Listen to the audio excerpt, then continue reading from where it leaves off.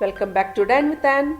ഇന്ന് നമുക്ക് കേരള സ്പെഷ്യൽ ആയിട്ടുള്ള സാമ്പാർ എങ്ങനെ ഉണ്ടാക്കുന്നത് നോക്കിയാലോ. അതും സദ്യ സ്പെഷ്യൽ ആയിട്ടുള്ളത്. സാമ്പാർ ഉണ്ടാക്കാനായിട്ട് ഞാനിവിടെ 3/4 കപ്പ് തുവരപ്പരിപ്പ് എടുത്തിട്ടുണ്ട്. അത് നന്നായിട്ടൊന്ന് കഴുകി വൃത്തിയാക്കി ഒരു വിസിൽ വരുന്നത് വരെ പ്രഷർ കുക്കറിൽ വെച്ചിട്ടൊന്ന് വേവിച്ചെടുക്കാം. വേവിച്ചെടുത്ത പരിപ്പ് ഞാനിവിടെ ഒരു പാനിലേക്ക് ചേർത്ത് കൊടുക്കുന്നുണ്ട്. നന്നായിട്ട് വേവിച്ച് ഉടച്ചെടുത്തിട്ടുണ്ട്. എന്നാൽ മാത്രമാണ് സാമ്പാറിന് ടേസ്റ്റും അതേപോലെ തന്നെ കൊഴുപ്പും ഉണ്ടാകുള്ളൂ. ഇനി ഇതിലേക്ക് 2 ക്യാരറ്റ് ചേർത്ത് കൊടുക്കുന്നുണ്ട്. ഏകദേശം 125 ഗ്രാം വരും. അതിൻ്റെ കൂടെ ഒരു 150 ഗ്രാം കുമ്പളങ്ങ ചേർത്ത് കൊടുക്കുന്നുണ്ട്. അതായത് ഒരു ചെറിയ കഷ്ണം കുമ്പളങ്ങ. ഇതിലേക്ക് ആവശ്യത്തിനുള്ള ഉപ്പ്, 1/2 ടീസ്പൂൺ മഞ്ഞൾപ്പൊടി ഇത്രയും ചേർത്ത് കൊടുക്കുന്നുണ്ട്. അതിൻ്റെ കൂടെ 2 കപ്പ് വെള്ളം കൂടി ചേർത്ത് കൊടുക്കാം. ഈ പച്ചക്കറികൾ വേവാനായിട്ട് ആവശ്യമുള്ള വെള്ളമാണ് ചേർത്ത് കൊടുക്കുന്നത്. ഇനി ഇതെല്ലാം കൂടി നന്നായിട്ടൊന്ന് യോജിപ്പിച്ചെടുക്കാം. ഞാനിന്ന് പ്രഷർ കുക്കറിലല്ല സാമ്പാർ ഉണ്ടാക്കുന്നത്, ഇങ്ങനെ ഓപ്പൺ പാനിലാണ്. അത് കാരണം തന്നെ നന്നായിട്ട് ഇളക്കി കൊടുത്തോണ്ടേ ഇരിക്കേണ്ടി വരും. ഇനി നമുക്കിതൊന്ന് മൂടി വെച്ച് ഒന്ന് വേവിച്ചെടുക്കാം.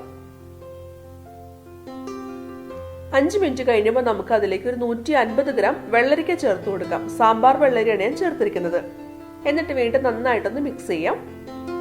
നമ്മളിങ്ങനെ ഓരോ കഷ്ണങ്ങളും പല സ്റ്റേജായിട്ട് ആഡ് ചെയ്യുന്നത് ഓരോ കഷ്ണത്തിന്റെ വേവ് വ്യത്യസ്തമാണ്. അത് കാരണമാണ്. ഇനി ഇത് വീണ്ടും ഒന്ന് മൂടി വെച്ചൊന്ന് വേവിച്ചെടുക്കാം. ഇപ്പൊ പച്ചക്കറികളൊക്കെ ഏകദേശം ഒരു പകുതി വേവായിട്ടുണ്ട്. ഇതിലേക്ക് ഒരു മുരിങ്ങക്കായ അരിഞ്ഞത് ഞാൻ ചേർത്ത് കൊടുത്തിട്ടുണ്ട്. വീണ്ടും ഒന്ന് മിക്സ് ചെയ്തിട്ട് വീണ്ടും നമുക്ക് ഇതേപോലെ തന്നെ മൂടി വെച്ചൊന്ന് വേവിച്ചെടുക്കാം. 5 മിനിറ്റ് കഴിയുമ്പോൾ നമുക്ക് അതിലേക്ക് ഒരു വഴുതനങ്ങ നീളത്തിൽ അരിഞ്ഞത്, കൂടെ തന്നെ 6 വെണ്ടയ്ക്ക അരിഞ്ഞത്, ഒപ്പം ഒരു തക്കാളി നീളത്തിൽ അരിഞ്ഞത്, ഇത്രയും കൂടി ഞാൻ ചേർത്ത് കൊടുത്തിട്ടുണ്ട്. നമ്മൾ സാധാരണ വെണ്ടയ്ക്കയും തക്കാളിയൊക്കെ സാമ്പാർ ഉണ്ടാക്കുമ്പോൾ ലാസ്റ്റ് മാത്രമേ ചേർത്ത് കൊടുക്കുള്ളൂ. അല്ലാന്നുണ്ടെങ്കിൽ അത് സെപ്പറേറ്റ് വേവിച്ചതിന് ശേഷമാണ് ചേർത്ത് കൊടുക്കുന്നത്. അല്ലാന്നുണ്ടെങ്കിൽ ഉടഞ്ഞു പോകാൻ ചാൻസ് ഉണ്ട്. ഇനി ഇതിലേക്ക് നമുക്ക് വെള്ളം വേണമെന്നുണ്ടെങ്കിൽ എക്സ്ട്രാ ചേർത്ത് കൊടുക്കാം. ഞാനിപ്പോൾ 1 കപ്പ് കൂടി വെള്ളം ചേർത്ത് കൊടുക്കുന്നുണ്ട്. ഇനി ഇത് വീണ്ടും ഒന്ന് മൂടി വെച്ച് ഒന്ന് വേവിച്ചെടുക്കാം. ഇപ്പോൾ പച്ചക്കറികളെല്ലാം ഒരേപോലെ തന്നെ വെന്ത് കിട്ടിയിട്ടുണ്ട്. ഉടയാതെ തന്നെ എല്ലാ കഷ്ണങ്ങളും നമുക്ക് സെയിം പോലെ തന്നെ കിട്ടിയിട്ടുണ്ട്. ഇത് കാരണമാണ് ഞാൻ പ്രഷർ കുക്കറിൽ വേവിക്കാത്തത്.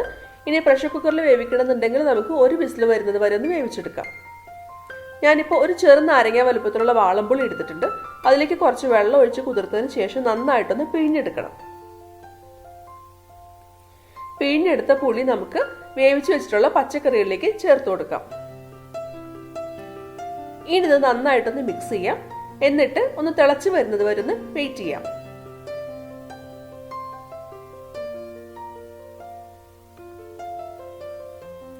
പുളി ചേർത്തതിന് ശേഷം നന്നായിട്ട് തിളച്ച് വരുന്നുണ്ട്. ഇനി നമുക്ക് ഫ്ലെയിം ഓഫ് ചെയ്യാം. ഇനി ഇത് താളിക്കാനായിട്ട് 2 ടേബിൾ സ്പൂൺ വെളിച്ചെണ്ണ ഞാനൊരു പാനിലേക്ക് ചേർത്ത് കൊടുക്കുന്നുണ്ട്. വെളിച്ചെണ്ണ ഒന്ന് ചൂടായിട്ട് വരുമ്പോൾ അതിലേക്ക് ഞാൻ 1 ടീസ്പൂൺ കടുക് ചേർത്ത് കൊടുക്കുന്നുണ്ട്. കടുക് ഒന്ന് പൊട്ടി വരുമ്പോൾ അതിലേക്ക് 1/4 ടീസ്പൂൺ ജീരകം, 1 നുള്ള് ഉലുവ, 2 വറ്റൽമുളക് ഇത്രയും ചേർത്ത് കൊടുക്കുന്നുണ്ട്. കൂടെ ഞാൻ 2 ടേബിൾ സ്പൂൺ സാമ്പാർ പൊടി ചേർത്ത് കൊടുക്കുന്നുണ്ട്. ഇത് ഞാൻ വീട്ടിൽ തന്നെ ഉണ്ടാക്കിയിട്ടുള്ള സാമ്പാർ പൊടിയാണ്. അത് കാണാത്തവർക്ക് വേണ്ടിയിട്ട് അതിന്റെ ലിങ്ക് ഞാൻ ഡിസ്ക്രിപ്ഷൻ ബോക്സിൽ കൊടുക്കുന്നുണ്ട്. ഒപ്പം തന്നെ മുകളിൽ ഐ കാർഡിലും കാണാം. സാമ്പാർ പൊടി ഒന്ന് മൂത്ത് വരുമ്പോൾ അതിലേക്ക് കറിവേപ്പില കൂടി ചേർത്ത് നമുക്ക് ഫ്ലെയിം ഓഫ് ചെയ്യാം. ഇനി നമുക്ക് വേവിച്ച് വെച്ചിട്ടുള്ള പച്ചക്കറിയിലേക്ക് ചേർത്ത് കൊടുക്കാം. ഈ സാമ്പാർ പൊടി ചേർക്കുമ്പോൾ തന്നെ നല്ലൊരു മണമാണ് വരുന്നത്. പ്രത്യേകിച്ച് നമ്മൾ വീട്ടിൽ തന്നെ ഉണ്ടാക്കിയിട്ടുള്ള സാമ്പാർ ആവുമ്പോൾ നല്ലൊരു പ്രത്യേക മണവും പ്രത്യേക ടേസ്റ്റുമാണ്. അപ്പൊ എൻ്റെ ആ വീഡിയോ കാണാത്തവരുണ്ടെങ്കിൽ ഒന്ന് കണ്ടു നോക്കിക്കോളൂ കേട്ടോ. ഇതെല്ലാം കൂടി ഒന്ന് നന്നായിട്ടൊന്ന് യോജിപ്പിച്ചെടുക്കാം. ഇനി ഇതിലേക്ക് 2 ടേബിൾ സ്പൂൺ മല്ലിയില കൂടി ചേർത്ത് കൊടുക്കുന്നുണ്ട്. മല്ലിയില ചേർത്താലാണല്ലോ സാമ്പാറിന് പ്രത്യേക ഫ്ലേവർ വരുള്ളൂ. അപ്പോൾ ഒന്ന് മിക്സ് ചെയ്തെടുക്കാം. നല്ല ടേസ്റ്റി ആയിട്ടുള്ള സാമ്പാർ ഇവിടെ തയ്യാറായിട്ടുണ്ട്. നിങ്ങൾക്ക് കാണുമ്പോഴേ അറിയാം സാമ്പാറിന്റെ കൺസിസ്റ്റൻസി. ഒരുപാട് ലൂസല്ല, എന്നാൽ ഒരുപാട് കട്ടിയല്ല. ആവശ്യത്തിനുള്ള കട്ടിയുണ്ട്. നല്ലൊരു കൺസിസ്റ്റൻസിയിലാണ് നമുക്ക് സാമ്പാറോടെ കിട്ടിയിരിക്കുന്നത്. ഞാൻ സാമ്പാർ പൊടി ഉണ്ടാക്കിയപ്പോൾ അതിൽ കായം ചേർത്തിട്ടില്ലായിരുന്നു. അത് കാരണം തന്നെ ഇവിടെ 1/4 ടീസ്പൂൺ കായപ്പൊടി ചേർത്ത് കൊടുക്കുന്നുണ്ട്. എന്നിട്ട് ഒന്നുകൂടി ഒന്ന് മിക്സ് ചെയ്തെടുക്കാം. നമ്മുടെ ടേസ്റ്റി ആയിട്ടുള്ള ഹെൽത്തി ആയിട്ടുള്ള സാമ്പാർ ഇവിടെ തയ്യാറായിട്ടുണ്ട്. അപ്പം എല്ലാവരും ഒന്ന് ട്രൈ ചെയ്ത് നോക്കണം. എൻ്റെ സാമ്പാർ പൊടി ഉണ്ടാക്കുന്ന വീഡിയോ കാണാത്തവരുണ്ടെങ്കിൽ കാണാൻ മറക്കരുത്.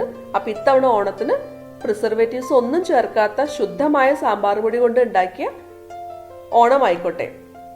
ഈ വീഡിയോ ഇഷ്ടമായെന്നുണ്ടെങ്കിൽ ലൈക്ക് ചെയ്യാനും കമൻറ്റ് ചെയ്യാനും ഷെയർ ചെയ്യാനും മറക്കരുത്.